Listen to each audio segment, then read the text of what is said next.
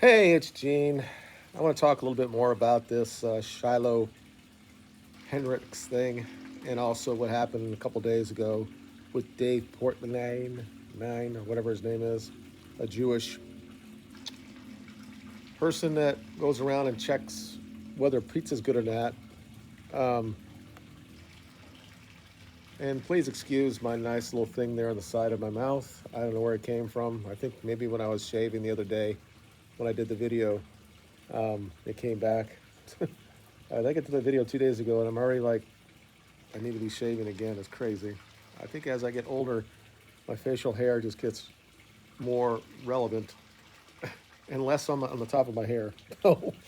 but it's just, I think that maybe everything I said I stand by, but it looks like people are now really looking at it a different thing. Even though there are a lot of quote unquote white nationalists and stuff saying this is their time, but it's more of the cancel culture that we all really need to stop instead of just going after somebody because they say a bad word and destroy that person. Matt Walsh had a nice little monologue about it yesterday. Pretty much everything I agree with him. He really kind of did it, but he didn't do it overtly. He did call out his own boss, Ben Shapiro, who basically still is using the same type of thing. You should never talk. You should never use that word. And they basically whoever does it, whatever happens to them, brings it on themselves, regardless whatever the situation is. But meanwhile, in their own community, they say it to herself, each other all the time. C.J. Pearson, who's a black young adult conservative, also said the same thing.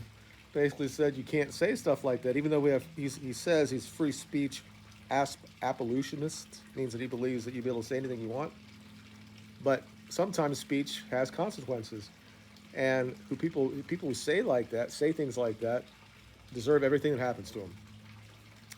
Now he's a young man, so I'll just give him a break on this, and he's also black, so I understand from inside. However, she didn't deserve that she was going to be doxxed and get death threats. So my whole video the other day was I didn't raise an eye when the black community wanted to give money to Carmele. I never could say his name. Carmele Anthony. And I didn't raise my eyes or whatever when we, quote unquote, the white community was giving money to Shiloh. You do whatever you want with your money. But apparently, maybe I'm not seeing the impact that this is really happening. It's still around. People were on Pierce Morgan yesterday, and there was one of these left wing black activists just was couldn't deal with the fact that somebody was going to call him that name, and he was running. He was just I can't even understand. People will say this. The white nationalists, the white supremacists will say he was chipping out online, and he just couldn't. His emotion was just so over the top for a man. Now, I'm not going to say he was raised by a black woman, but we understand in their community, even though they try to be this macho, it's usually the men trying to be this macho thing, and they're killing each other because of disrespect. They're very feminized, and women, on a whole, generally speaking, are emotional than men are. And it's what I've seen the last 20, 30 years in the black community. Their men are very, very emotional, and they can't be rational when we talk about something like this. So clearly, he was just going crazy about it. And Myron Gaines, I think is his name, one of those red pill guys. He had a gun that actually said the word. And there's also Lily on there, who's probably a white supremacist anyway. And these are people I've watched over the years, like Nick Fuentes, Vincent James. You know, I've been on the left my entire life, but if somebody has something to say, I'm going to listen to it. I'm not going to throw it off to the side just based on what they believe. I think that all the people that are so far on the right or so far on the left probably need to tone down their rhetoric, and we just have some more compromise. But when you continually see the crime statistics, and all the other stuff that's happening, and cancel culture, and how it's always got a double standard on it. At some point, somebody's going to stand up, and it's not unusual that it was for a young, somewhat attractive white female with blonde hair. So again, also Lily is the same way, and she was canceled for saying the word when she was baking something, but she's actually used that to something else, and she has her own little following now. So, but the idea is that if the Carmelity, Anthony, and Metcalf shit didn't happen so close to this, I think that most people would just not even really cared about it. She might have got something from people, um, but they're just like, it was too much for people on the right, quote unquote on the right, like Riley Gaines or Megan Kelly, or even Joe Rogan, quote unquote, sitting there saying you should never say that word, and not realize what's going on. For people that have millions and millions of dollars, they don't understand what cancel culture can actually do to somebody that has no money. She's a single mother, probably has to work paycheck to paycheck, probably has to take her kid to work or whatever. We don't know. Also, the narrative was that this was an autistic girl or a boy that was 5 years old. But we know now that this one is 10 years old and no claims of him being autistic. Now we also know that when you look at the actual statistics, there are a lot of young kids that are well below the standard when it comes to IQ in that community. Don't know why that is, but it is what it is. And maybe he is. Maybe he's got a learning disability. But again, it's not like there hasn't been a 10 or 11-year-old black kid that hasn't killed somebody. So I'm not saying he was going to do that or anything like that, but just saying. And everything else she did would have been okay, maybe. And the other question still has to be this: where was his parents? Now he's 10 years old. And when I was growing up, yeah, I went to the breakout playground by myself. It was never an issue. It's different back in the 70s and the 80s. Um, and why was this Somali guy just walking around at the playground? Did he have people there? That wasn't his kid. And he has this issue in his background that he did shit with a 16-year-old. So anyway, so maybe I undervalue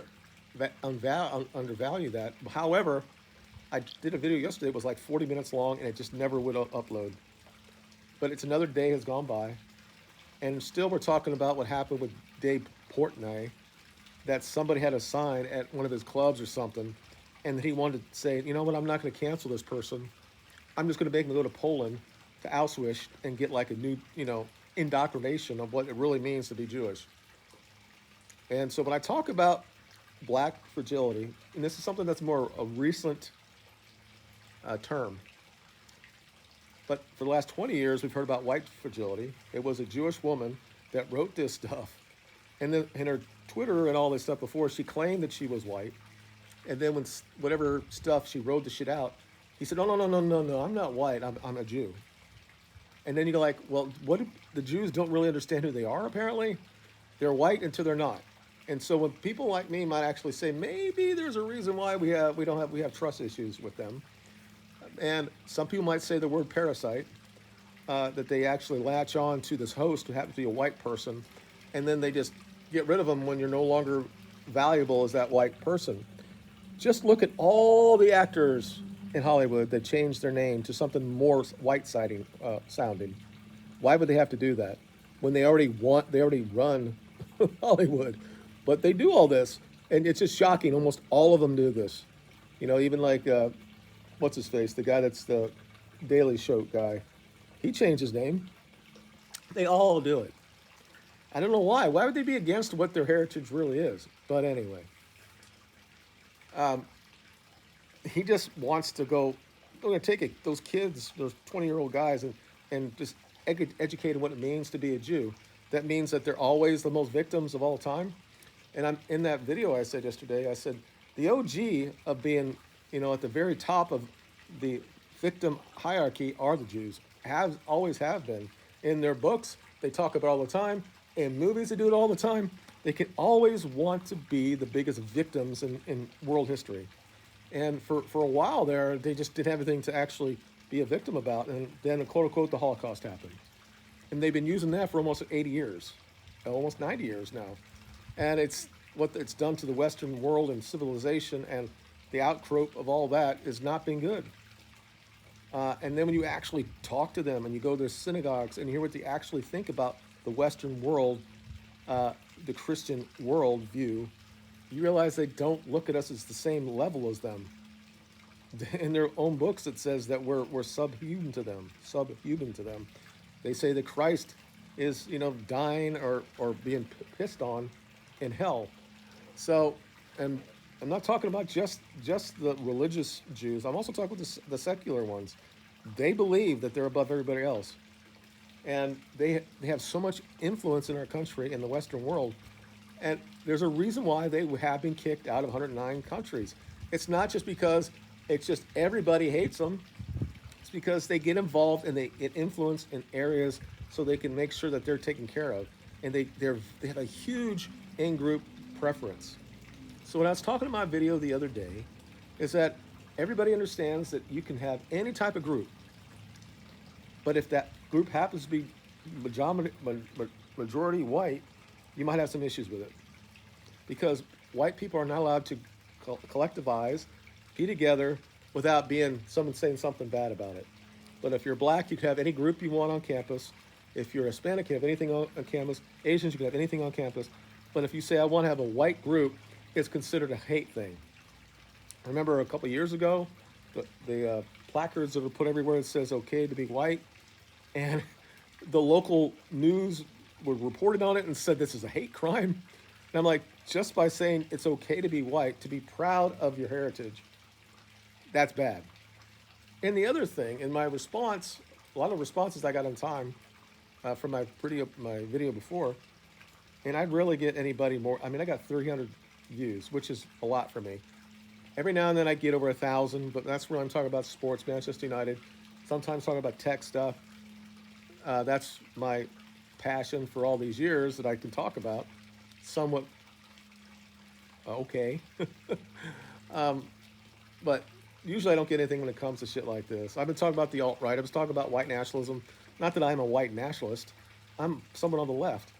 But it's something I understand why this is happening now. And you can't continually belittle a group of people and say that they can't have any say when it comes to certain things. And we should always apologize regardless of whatever happens in a certain scenario, that we should be bow down to whatever they have to say. So there's going to always be some sort of response to that. And I knew this was going to come at some point. It's just interesting to me now that we had a couple days of this, and then all of a sudden there had to be a Jewish person that somehow got victimized, and he's going to do all this shit. And I'm like, if you believe in free speech, Dave, why would you care? If you don't like them in there, say you never come back to this club. You can call them out if you want, but it's free speech. But then what happens is, because they have so much influence in our country, there are several senators and congressmen just like, oh my God, we got to do something about this. Well, what are you going to do? Are you going to put them in jail for this? It reminds me that apparently that there was the N-word was on LeBron's garage, but no one ever got a picture of it, and he claimed all this stuff because he wasn't really good press, and then he wanted to just be a victim as well. This is what we saw on Piers Morgan. That guy wants to be a victim. Instead of just, hey, why should a word really cause that type of triggering now in 2025? Why? There's something wrong with that. So it's great that they're talking about it. Do I still think it's going to change anything fundamentally? Maybe. I don't think that all of a sudden white people are going to say we're going to just have babies after babies after babies to get our numbers up. I don't think that's going to happen. There's way too many white liberals who still have a white guilt that just ferments all over them for something they didn't do anything to do about. Probably nobody in their family had anything to do about it. Only 1% of white people had slaves. Per capita, black people had just as many slaves than we had. It's like we're the ones. We have to be blamed for everything. And I came from the men's rights side of this 10, 11 years ago. And then, of course, when you go down there, you end up seeing the outskirts of that. A lot of the red pill movement that started back then, and the white nationalists and all that stuff, and that white people have to get together, and because we're the only people that can't do this without getting yelled at if we do it. So the younger generation is understanding that, and they have the internet, and they look on the online, and they go on Rumble, or they go on other different types of search engines, and they realize that the story that we talked about the Holocaust is probably 95% wrong, and it certainly is a propaganda type of tool for them, because they somehow in the back of their mind think that all white people, if we actually collectivize, and that means that they're going to be suffered for it, because in history they've somewhat been suffering by clearly 99% of the countries that they were in were white during that time. Which leads me to the other thing that I got. A lot of people on my responses was basically saying that white people didn't have a culture. I had this conversation with my sister a couple weeks ago. Now I thought she said that white people had no culture, and I was really going to say you don't believe this is either. And it's like, and this is what it is. These people get this. They would never say it about any other culture, but for white people they will. And I'm like, where do you think your culture is? And I tell you that where it comes from. Clearly, I'm European. I'm a Germanic tribe person, same as somebody that has a Jewish background. Their family's been there 1,000 years.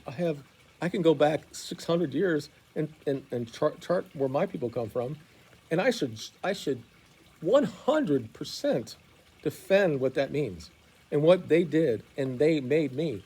So why would I not look back and say, those are people I need to protect? That's my heritage. Doesn't mean I made what they did, because you hear that all the time. You didn't do anything like that. This is what Jordan Peterson says all the time. And he says we hate Jews because they're smarter than we are. And I'm like, no. Mr. 160 IQ can't really understand anything and gets very emotional again. Another guy, and he's on drugs all the time. But apparently he's the one that's a good person. You're 160 IQ. No, it has nothing to do with that.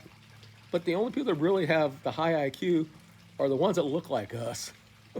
I mean, we need to be 100% true about this.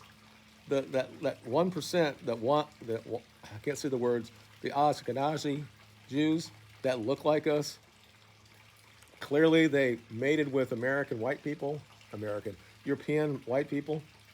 And then I get this, well, what is a Portuguese person is, or a Spain person is, or Italian? Yeah, we had all this already when we came here. People talk about racism. When all of people came across, and we had ghettos, and the ghettos weren't black people, they were white people, Irish, German, French, Italians, and we called each other everything. And we had gangs. And if you came into our block, shit happened. Normally you didn't get killed. I mean, it was like poo-poo and, stay out of the area.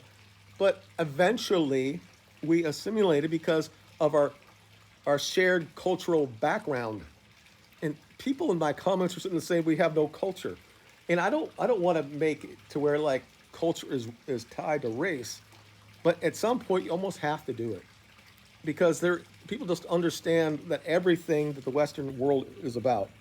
Is there some influences from other cultures? Sure, very small. Almost all of them are people that look like me that did this. Over 95% of all inventions are from people that look like me. I didn't do it, but my ancestors did.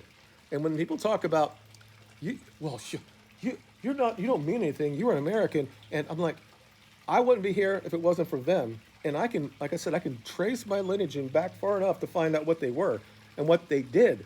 And they came across that water not knowing that they would actually get to the other side. And then they had to deal with everything when they got here. And they became great people, had kids and everything like that, and I'm still here. And I'm going to continually tell that to my kids, that they should, of course, I want that to happen. Right now, my line is going to be gone. I don't know that I'm going to have any grandbabies that are actually biological, even though I want my kids to have it. But I have girls who are not heterosexual.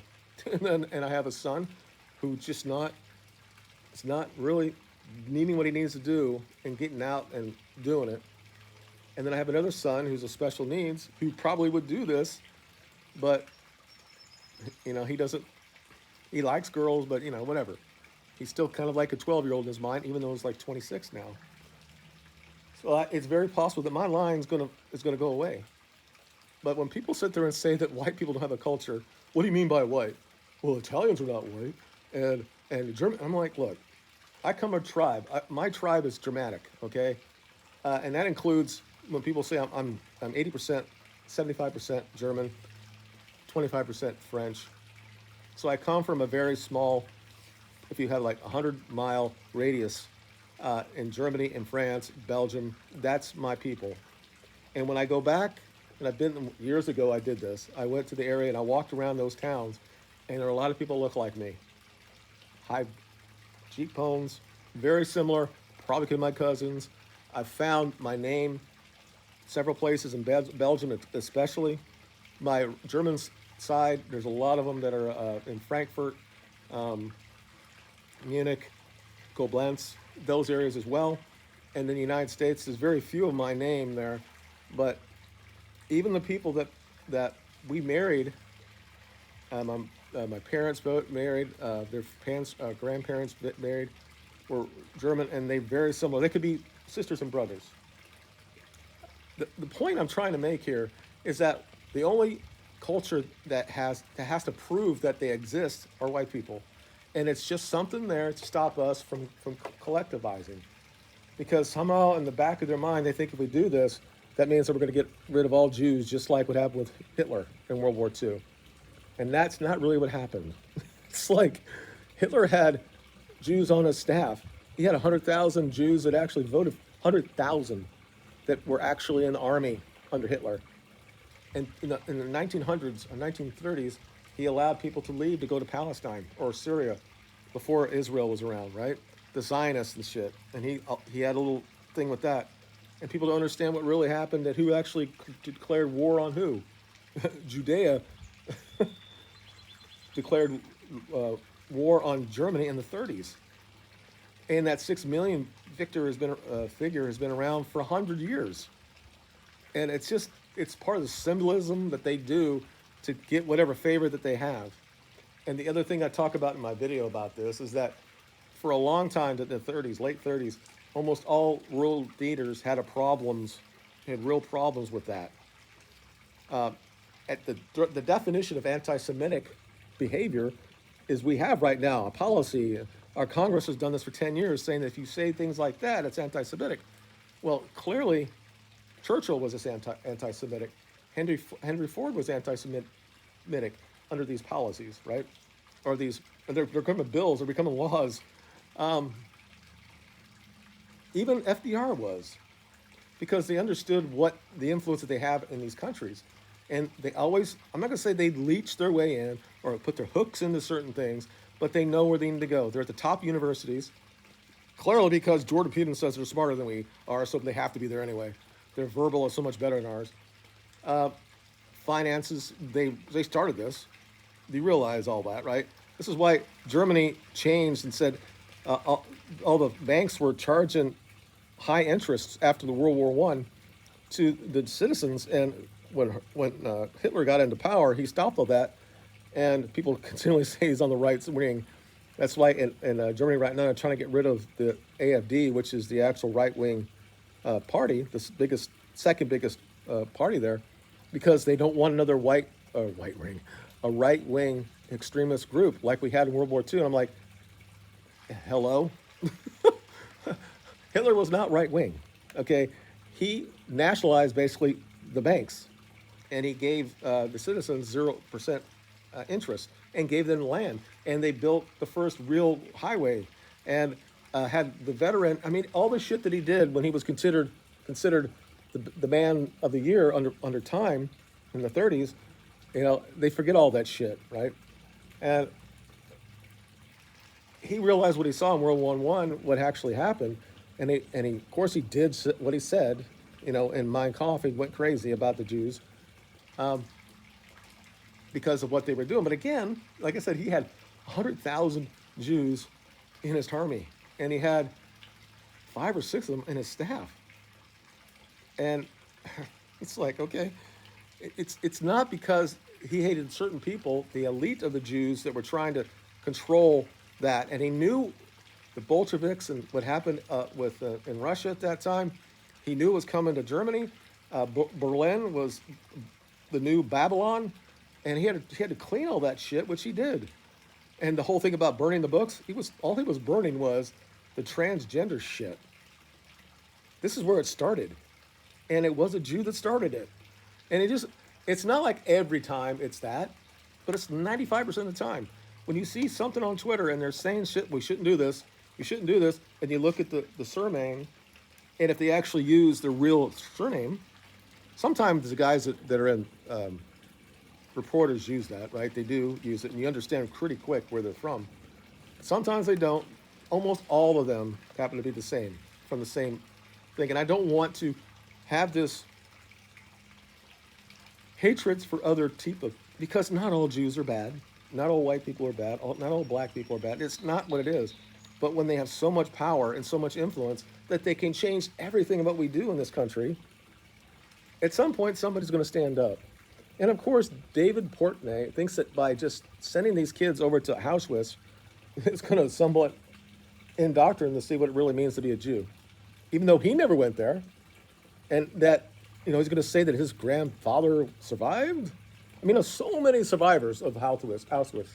The 4 million that were still killed there, and then they had to change it to 1 million. So right away, I'm right. Okay, from 6 million to 3 million, but we never hear that updated. We always talk about 6 million, 6 million, 6 million. But Gene, it doesn't matter if it's just one. It's all it should matter. Okay. What about the one that are being killed every day from migrants that come across the border and kill our kids? Anyway, it's not just because what's happening with this black-white issue. The issue I said the other day, and I still think together, and I think that they're very upset or concerned about this because the internet, they get upset because they want people to shut down stuff, the debate on shit. And they think that what they used to say 5 years ago would be enough. Well, it's not anymore, because people like Nick Fuentes and his people that are at the top of that, not the ones where he's at, but the top of that level, like Charlie Cook, that go on college campuses, and they're pushing these kids to more on the right. And once you start going that, he becomes a gatekeeper for them to find out really what's happened to these areas, what happened back in World War II. People just don't stop. They don't just stop right here and say, oh, I'm with you on that. Get rid of the illegals. They're sitting there like, why are you so against this? And then people start going down like, who keeps writing all this stuff against the idea and get rid of illegals? And like, they're always the same people. Why is it always that? Why do they have so much influence? Why do they always stand up for Netanyahu when he shows up? Why do we stop everything? Because when Israel says they got to do it. And then, of course, October 7th, right after that, I think most people are okay for some response from them. But there's so much stuff, and you go down the rabbit hole, you think that possibly Israel started this whole thing to have more power and more influence. So the internet is the way it is right now. And I think people are getting sick and tired of the white people being blamed for everything. Especially if you're a man like me and have a young kid who's in his late 20s, and he says, I can't get a family, or I can't get a house, I can't do all this stuff. And if he goes down, he's clearly on the left. He doesn't believe everything, but he's woken up, right? But he's not going to look at this. Other people will go down and look at that and say, I'm going to blame somebody. That's how it works. That's human nature. It doesn't mean it's right, but people will do this. And I've been telling everybody in my family this is going to come. Now, again, it's the internet. We're talking about ADHD shit. We don't remember anything more than an hour after it happens. Is it going to be something that continually goes on? I don't know. We'll see. But it's a white wake-up call. Maybe. It's interesting. The people that are against it happen to be the same fucking people. The quote-unquote conservative women, white women on that side, like Riley Gaines, Michael Kelly, Megyn Kelly, and also the same old people, the Jewish cabal that is led by PragerU or The Blaze or Daily Wire, Ben Shapiro saying, you should not do this. Okay, Daddy, tell me what I should not give my money to. When I'm going to pay $12 every day to have coffee. Fuck off. Okay? it shouldn't be something we should want to do, but at some point somebody has to make a stand, right? And she's not somebody who was doing it. She's like, damn, I'm gonna lose my job, so I have to defend my kid, and it's the right time for her to get something out of it. But just to see people just losing their mind on videos, on TikTok, or on X, or on talking to people online, it's just, why all of a sudden does this word just triggers you so much? I understand the background of it, I do. But this is 2025. You're not slaves. You have everything right in front of you. I've been more than willing to help you to get to that possession if you want to do it. The question is, and this is not the first time this has come up, it seems like you don't want to do it. You don't really, really want to assimilate. Okay. But you don't want to go back to Africa either. So what's the issue? Anyway, that's basically it. I've been, again, talking for 30 minutes. Let me know what you think in the comments. Do you think this actually going to change anything? Do you think there's going to be a race war? I don't think so. I think that maybe it might wake up a few people. It's just the world we live in right now. Let me know what you think, and we'll talk to you in the comments. Bye.